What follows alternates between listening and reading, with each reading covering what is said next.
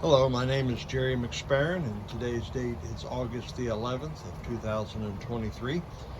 This is another JMAC engine shop engine rebuild completion video this is on a Triumph Spitfire or MG Midget 1500. The engine number is FM124886UE. And this engine has already been purchased by Timothy B, we'll call him, because right now I've got two Timothys that I'm working with on engines. But this engine has been completely gone through, and I've run it now for a little over an hour, and it's been really running very smooth. The balancing is just absolutely perfect, I believe. And but we had performance in mind, and the head has been shaved down, has a combustion chamber about 37 cc's, which should give it, with the flat top pistons, approximately 9.5 to 1 compression. And the compression numbers bear that out. All of them were at 175. One of them was at 180. I believe that was number 3. And number 4 was at about 177. And so the compression's very good, and oil pressure is very good. Tim was concerned, since he's going to be putting an oil cooler and a remote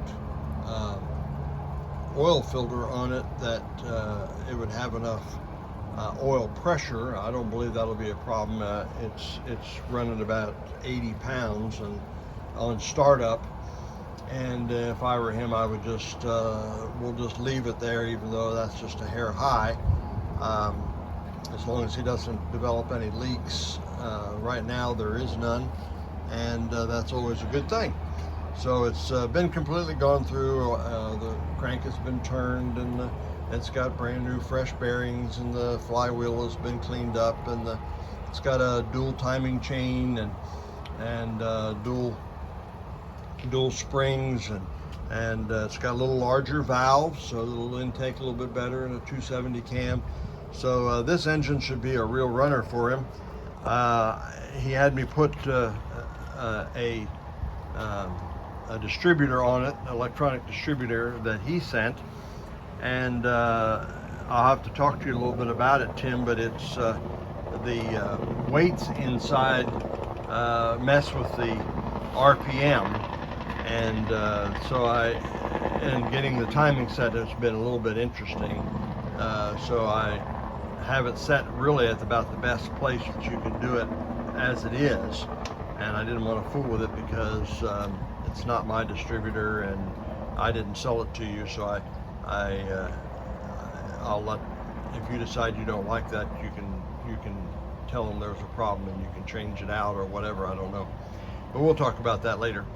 And so I'm going to run it for a few minutes and let Tim hear it run, and I'll speed it up to